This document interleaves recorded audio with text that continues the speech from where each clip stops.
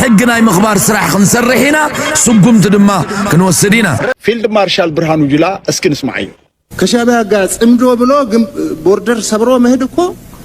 ጸረ ህገ መንግስት ነው እርግጠኛ ነዝ ነገር ካል ነገር አለ ኢትዮጵያ አብለሊ ኤርትራው ተከፊታ ኢትዮጵያ አድ ሆይና ናይ ምቅጻል ዕድላ ይውዳው صحما يستيوا مبقال انتخلكيلوا تجميدو كبعصب زملس وتادا ኢትዮጵያ የለን ግባሰም በረሻባይ ከፈጸም ክብል ጀነራል ሳሞራ ያነሰናጊ ላይት ኢንተርቴይንመንት أزين مشتان كراين دلوز خونه نايب أبي أحمد بلع ودخ نغدمي تامسوه أذنو دقفوه كي هاد محزوه بغال زي كونه بقبر النهوبو ملسلونا نوحد بلا ما قشالنا أو دما بزي حزب لهزبن أقايشن كتبينام نايلوم سمدو فليد قبروغن بزي كاتوم كاب تقراي مسيو منازلو أقايش كاب إيرتران نوصدوم كاب اسمران نوصدوم أقايشون كلونام سلازي توادسنا يتحقوسن بسراتن مخان كاب سكرين بنقيلن نغيدنا مقشانا ركحاو بوي ازقا هتاف انتاي لي فكرالو سمعوه ማንኛውም የኢትዮ ኤርትራ ድንበር መዘጋቱን ይፋ ማድረግ አለበት ከዚህ በኋላ ድንበሮቹ የኢትዮ ኤርትራ ድንበሮች ተዘግተዋል ከመንግስቲ ስጋብ ዘፍቅድ እዋን ማንም ናይ ኢትዮ ኤርትራ ዶብ ታዕቲኹም ዘሎ ምእዋጅ ይድሊ ድሕሪ ሕጂ ናይ ኢትዮ ኤርትራ ዶባት ታዕቲኹም ኣለው بزم استعطولو خناتات تنقاساقسو اكالات حلافنت توسديهم بلايتيخون بقتري حقنا مخبار سراح خنسرحينا سقمت دما كنوسدينا حجي تكنولوجي سلازلنا ناي اير حيل سلازلنا ابتقندي بفلاي كونتروباندا زكايدلو ناي ورقي يخون ناي حصين يخون ناي طاف يخون ناي كالئ نغرات زكايدلو بوتاتات بناي حزبشم صمدو بزبحال زكايدلو بوتاتات اغيدنا يلنا ህዝብን ፌደራል መንግስትን ተፍቂዱሉ ጥራይ ይخራኸብ ዝኽል ናይ ዶብ ጉዳይ ናይ ፌደራል መንግስት ስልጣን ስለዝኾነ ካብዝንኔው ይምጹ ዳሳዕስዑን ኮቦሮ እንደሃረሙን ይምጹ ክልቲዮም ህዝብታት ዳሳዕስዑ ይምጹ ሽዑ ስጉም ትኽንወስዲና ዝኾነ ኢትዮጵያዊ ብዘይ ፍቃድ ፌደራል መንግስት ናብ ኤርትራ ኸይድ አይፍቆዶን ዝኾነ ኤርትራዊ ብዘይ ፍቃድ ፌደራል መንግስቲ ናብ ኢትዮጵያ ክመጽእ አይፍቆዶን አይፍቀድን ስጉም ትኽንወስዲና ኢልናኩም ኣለና ስለዚህ ኤርሚያስ ለገሰ ካብዶብ ኤርትራን ኢትዮጵያን ንሰላም ይልኩም ክልቲኦም ህዝብታት ኮቦሮና ሃረምኩም ምርኻብ ኩልኩልዩ ኢሉናሎ ማካይንውን ምንቅስቃስ ከልኪሉናሎ ቦሉ ንኤርሚያስ ለገሰ ቁጸር በልዎ ልዕሊ 300 መኻይን እነና ብዶብ ነንቀሳቀሰን እዚ ህዝባው ምልዓሊ ነዚ ክልክል ዝፍትን ድማ ህዝባው ኺናት ይእውጅ ምህላው ምስተውዓል የድሊ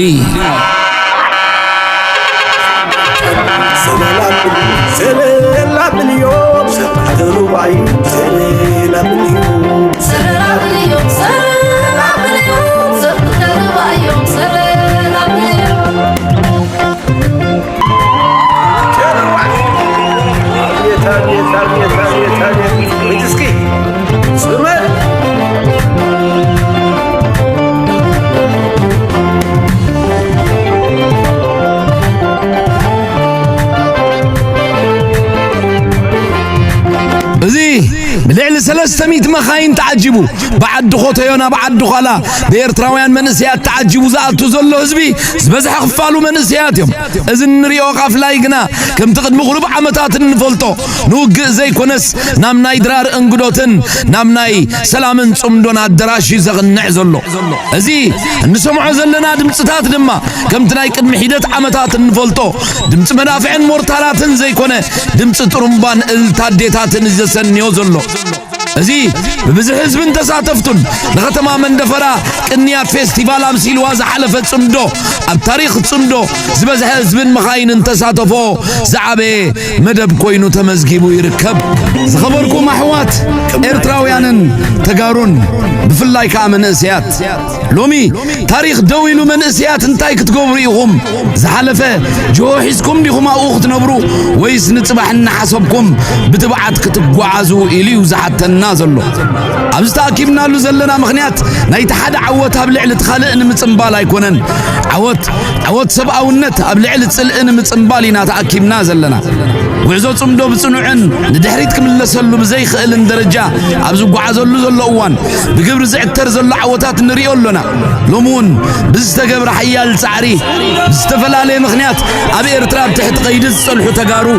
ناصا تلقيكم اتوم توليدنا زعبنا الله هجراي نقدفن وليدنا زميدنا ينامو ابزينا نترف زبلو ننا بيتهم افانولو اتوم ناب تግራይ كنكيدينا زبلو دما ناب عدوم كم زملسو يخونالو ازي نتوم منسيات عب ነገር እኮ አንተ ሆነ ኪኖ ግን اتملؤتون امتون زياده زغزفي نابي قصنا نخيد كم زلنا زرء ስለዝኾነ وعزنا خم ترطارنا متأممان كاب سقطانا مبهال كاب كوينات ناب سلامي من سيات إيرتران تقراين زلنا عقمن كإلتن فولتوينا إذا عقمن كإلتنا بحماق انتوعلنا يو فتروز خلق ازفت رينا يوينا زلنا عبا عقمن كإلتنا وهايدنا انت تتقيمنا له دما كم توز خل سلاما معبالا بؤمة بالريخ بعبي دما نتنا حدنا خبال عنا السعر زل حيلي بابو ايدو خمز ارنب كنقبرو زخل حيلي زلنا حبراو صلاينا حدنا زي بلنا من سيات إيرتران تقراين كنكون انت تخايلو دما نحدنا نطافع كنكون يزصعر زم كينات مازن كاي زطفق كينات عقمتات كاي صنقق كينات مصاي خاي زصلمت ازي لعلينا زفلط يلن ابفافيت طفات زلو سرعات ود مشاشا دحري سعري تبقولا ز عينتو عند راخب جمر قني سلو زلو دما نحنا من اسيات إيرتران تقراين ادني تتحايزنا ايفال نخينات بمبالينا نتناي دنقرنا حساب كنفشلو نخل اتغزيخا حجي زخبركم ان زخبركنن لكي غعزنا لمصن قليلن كخون ايكونن متخوتاخون متحن خالن كلو خالي انت هنا زحلفه استمهرنا نزلبمنا سلازغنا عقلن صنعتن تقنيتنا كم نعوت اي طراطرن بزمدايزي نفس وكف سب ناتي ترانتا يخون زلو يلخحتتالو ببعغمون ببعودن لسلامن صمدون انت سريحها تدماميرو زين الدل امباي زخون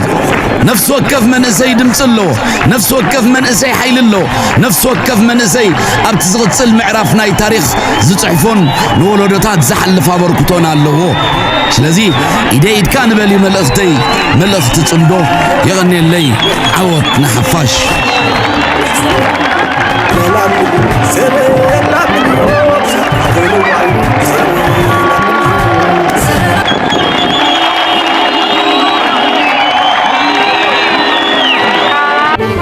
حدا ነገር ግን كنغركم حساوي حماي ولا حنت خمسه يقبر كنغركم نحنت صبغت عنببا رسح ما يستيوا مبقال انتخل كيلو اخريوا بقول رسح ما يسلز استخيا ايتموت هراي رسح ما يحميتها رسح مايكا نجينا خم قادا يكلكلون حميتها رسح ماي ስለዚህ حميታ حاسوت بلا بيلو ولا حنتي ايقبرن نزيين متصور هراي نزيين تتصاوير كان قدميت مخاد كدليكم لازم احنا دوب سيرنا تعاريغنا صمدو ترغمو ازي اسكوتكم من حزب تግራይ سلام بولولنا رايدو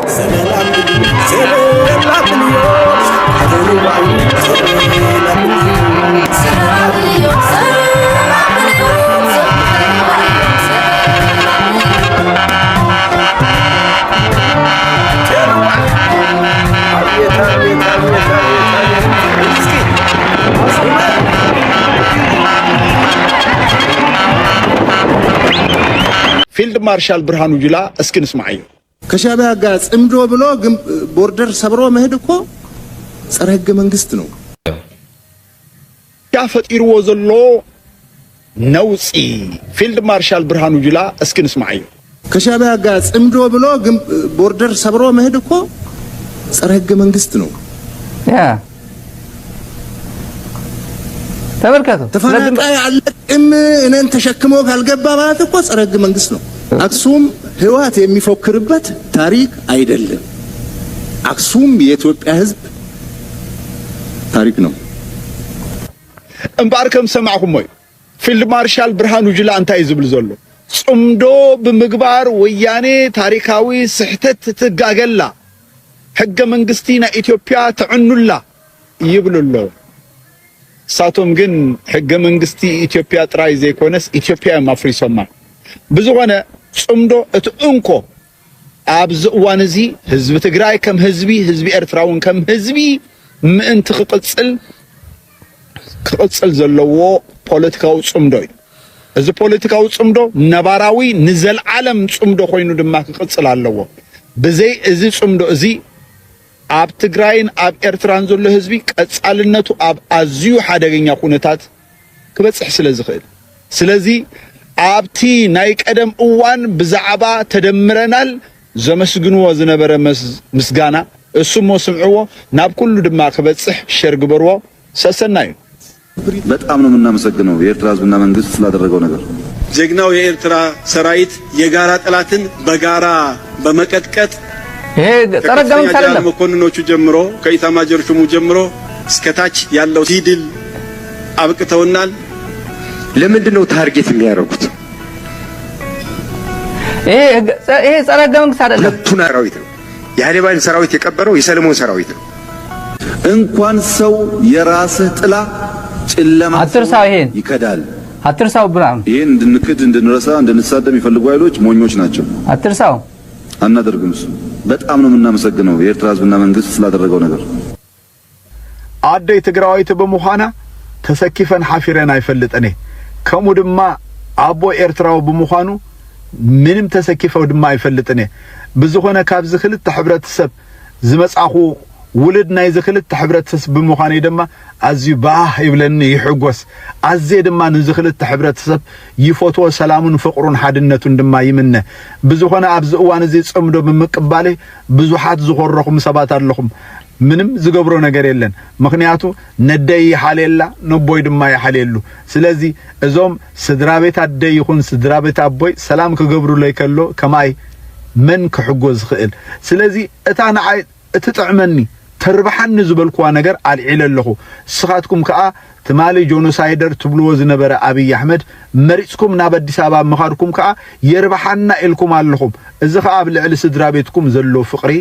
እንታይ ከም ዝመስል አርእይንሎ ብርግጸኛ ነዝነገርካ ሓደ ነገር ኣሎ ኢትዮጵያ ኣብ ልዕሊ ኤርትራ ውግእ ተኸፊታ ኢትዮጵያ ዓዲ ኮይና ናይ ምቕጻል ዕድላ ይውዳኡ ንምንታይ ሓደ ውሽጣዊ ጸገም ኣሎ ስለዚ እዚ ውሽጣዊ ጸገም እዚ ኢትዮጵያ ዝኾነ ነገር ምስ ነኸት ዝፍንዲ ካልኣይ እዚ ውግእ እዚ ምስተ ጀመረ ናይ ህዝቢ ኤርትራ ቁጽሪ ኣብ ግምትና ኣተኻ ናይ ህዝቢ ትግራይ ቁጽሪ ኣብ ግምትና ኣተኻ ክልቲኦም ተደሚሮም 8 ሚልዮን ይኣቱን 10 ሚልዮን ኣይኾኑና ልካ ካልኩሌሽን ብምስራሕ ዝግበር ውግእ መን ድሓርኩም ዝኣትዎ ስለ ዘይፍለጥ ሓደገኛ ይዝኸውን ኢለ ዛም ምስ ትግራይ ጥራሕ ዝተገበረ ውግእ ኳስ ኣብ ልዕሊ ኢትዮጵያ ዘምጽኦ ሳዕብየን ርኢና ኢና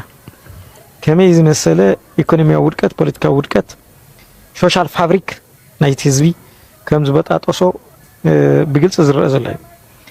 ህዚ ድማ ቦርደር ተሳጊርካ ዝግበር ውግእ ኣብ ልዕሊ ኢትዮጵያ ታይ ክፈጥር ይኽእል ዝብል ግልጽ እዩ ብዙሕ ፖለቲካዊ ንባብ እውን ዘልዮ ኣይመስለንን ስለዚ እንታይ ዘቕምጥ ዘለኹ እቶም ናይ ትማሊ መደረታት ኣብኡ ተለዉ ፋሽዝም እዩ ቢዮንድ ኦፍ ፋሽዝም ጆኖሳይዳል ቶን ዘለዎም እዩ ጆኖሳይድ ይውእ ተሎ ክንዲዚኢኹም ክንውሕጠኩም ኢና ክነጥፈኩም ኢና ጆኖሳይድ እዩ ዓለም ለኻዊ ጥሕሰት እዩ ስልካ ክትሪኦ ከለኻ ሊትራሊ ናብ ውሽጢ ክትመጽእ ከለኻ ከዓ ጭንቂ እውን እዩ ኣብ ውሽጢኻ ዘሎ ውጥረት ንደገ ምድፋእ እዩ ናብ ደገ ምብታን እዩ ኣብ ኢትዮጵያ ዘሎ ኢኮኖሚያዊ ሕቶ ክትምልስ ስለ ዘይከኣልካ እዩ ኣብ ኢትዮጵያ ዘሎ ናይ ሴኩሪቲ ናይ ጸጥታ ጸገም ክትዕርስ ስለ ዘይከኣልካ እዩ ኣብ ኢትዮጵያ ዘሎ ናይ ፖለቲካ ውህደትን ምንባብን ብትኽትኽ ስለ ዘበልካዮ እዚ ክትዕሪ ዘይምኽኣልካ እዩ ሎሚ ኣብ ዝኾነ ቦታ ብፍላይ ኣብ ናይ ኣምሓራ ሰራዊት ኢትዮጵያ ከም ድላይ ክንቀሳቀስ ይኽእል እዚ ግልጽ እዩ ስለዚ ጉንዲ እዝነኻ መፂና ተዋግእካ በብመዓልቱ ኣመራርሓ እናቐተለልካ መዓት ምሩኻት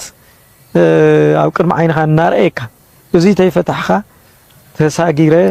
ተስባ ዓፋር ተስብ ግዛዕ ተቐርቂረ ዓሰብ ከምልሲ ኤርትራ ቋጻጽር እየ ዝብል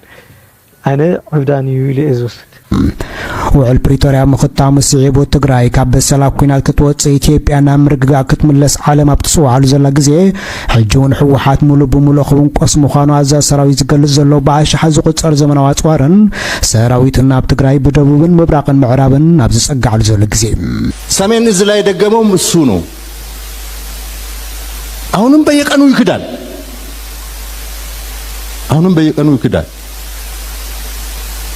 የሆነ ኢትዮጵያ ውስጥ የተፈጠረ የክደት መንፈስ የክደት ኃይል ድማ ብዙሕ ከም ዝተዓገሰን ዝገለጸ ኮይኑ ናብ ኩናት ይህ ኃይል እስካልተነቀለ ድረስ እታ ኣዛዚ ሰራዊት መንግስቱ ኩናት ከም ዘይደሊ ነዚ ድማ ብዙሕ ከም ዝተዓገሰን ዝገለጸ ኮይኑ ናብ ኩናት ክምለስ ድሌት ዝነብሩ ሕወሓት ድሕሪ ምፍራም ውዕል ፕሪቶሪያ ዘካይዶ ዝነበረ ምጽሕታር ነገር እኹል መበገሲ ኩናት ክኸውን ከም ዝኽእል እውን ኣብ መደሩ ኣካቲት እዩ። ኣብ ከተማ ኣኽሱም ብምዃን ጀነራል ምግበይ ሃይለ ኣብ ሳልስቲን ዝሃቦ መግለጺ ብሕርቃን ክምልስ ተረኣየ ፊልድ ማርሻል ብዝብል ማዕረግ ሰራዊት ዝእዝዝ ዘሎ ብርሃኑ ጁላ ጀነራል ምግበይ ሃይለ ድሕሪ ኩናትን ውዕል ፕሪቶሪያ ናብ ኣዲስ ኣበባ ከም ዝመጸን ምስኡ ከም ዝተራኸበን ብምፍራም ውዕል ፕሪቶሪያ ድማ ሕጉስ ምዃኑ ከም ዝነገሮን ዝገለጸ ኮይኑ እቲ ፊልድ ማርሻል ሕጂ ግን ኩናት ይወጅ ኣሎ ክብሉን ገሊጹ ምግበይ ሃይለ ብሎ ሲናገር እኛ ጋር ተገናኝተን እቲ ፊልድ ማርሻል ኣኽሱም ናይ ኢትዮጵያ ታሪኽ ታቦት ምዃና ዝገለጸ ኮይኑ እቶም ብዕድመ ብልጽግና ኣብዛ ቅድስቲ ከተማ ብሻዕብያ ክሃልቁ ዝተገብረ ህዝቢ ከንታይ ዝተቃወመ እቲ ፊልድ ማርሻል ብልጽግና ምስ ሻዕብያ ዶባት ኤርትራ ጥሒሱ ሰራዊት ከመላልስ ካብ መሬት ኤርትራ ተበጊሱ ተጋሩን ትውልዶምን ከብርስ ክሕደ ዘይኮነሉ ምኽንያት እንታይ እዩ ዝብል ሕቶ ዘይመለሰ ኮይኑ ንሻዕብያ ምስ ብልጽግና ክጸምድ ሕጋዊ ዝኾነሉ ምኽንያቱ ናይ ኣብርሃን ጆኖሳይድ ፈጸመብኝ ሌላ የክደት መልክ ነው። ጆኖሳይድ ፈጸመብኝ ስትል ከርመ እንደገና ሻዕቢያ ወዳጃችን ነው፣ አላያንሳችን ነው፣ ከኛ ጋር ይቁም፣ አብረን እንሰራለን፣ ኢትዮጵያን እንከዳለን፣ ኢትዮጵያን አብረን እናዳክማለን። ኣብዚ ሕጂ ግዜ አንጻር ውዕል ፕሪቶሪያ ኣብ ትግራይ ምስልጣን ሰራዊት ከም ዝቐጸለን ብዲዲአር ተበቲኑ ዝነበረ ሰራዊት ብምእካብ ንኹናት ምድላው ይካየድ ከም ዘሎን ካብ ፌደራል ዝኸደ ባጀት ኣብ ትግራይ ኣብ ልዕሊ ሰራዊት ይፈስስ ከም ዘሎ ዝኸሰሰት ፊልድ ማርሻል እዚ እውን ሕገ መንግስታዊ ዝጻረር ተግባር ኢሉ ኣሎ። ሻዕብያ ናይ ግብፂ ተላኣኺ ምዃኑ ኩሉ ዝፈልጦ ሓቂ ዝገለጸ ፊልድ ማርሻል ኣብ ትሕቲ ሻዕብያ ተማእዚዙ ህዝቢ ትግራይ ንኽልተ ዓመት ብምልኣኽ ዝሕለፈ ግዜ ከይገለጸ ኣብ ሰዓት ሕወሓት ናብ ኣምሓራ ዘሎ ሓይልታትን ተላኣኽቲ ናይቲ ብግብፂ ዝለኣኽ ሻዕብያ ምዃኖም ብምኽሳስ ብፍላይ ሕወሓት ዝናይ ሃገር ክሕደት ደጋጊሙ ይገብር ከም ዘለውን ፊልድ ማርሻል ገሊጹ ኣሎ። ናብ ክልል ኣምሓራ ኣጽዋር ምልኣኽን ዕጡቓት ስልጠና ምሃብን ሕገ መንግስታዊ ዝጻረር ተግባር ምዃኑ ዝገለጸ ወሲኹ ተኣዛዚ ሻዕብያ ናብ ዝኽልል ኣጽዋር ይሕልፍ ከም ዘሎን ሕወሓት እውን ኣብ ምዕላምን ምምራሕ ኩናት ምስ ፋኖ ልዑል ታራ ከም ዘለዎን ከሲሱ እዩ። ላይት ኢንተርቴይንመንት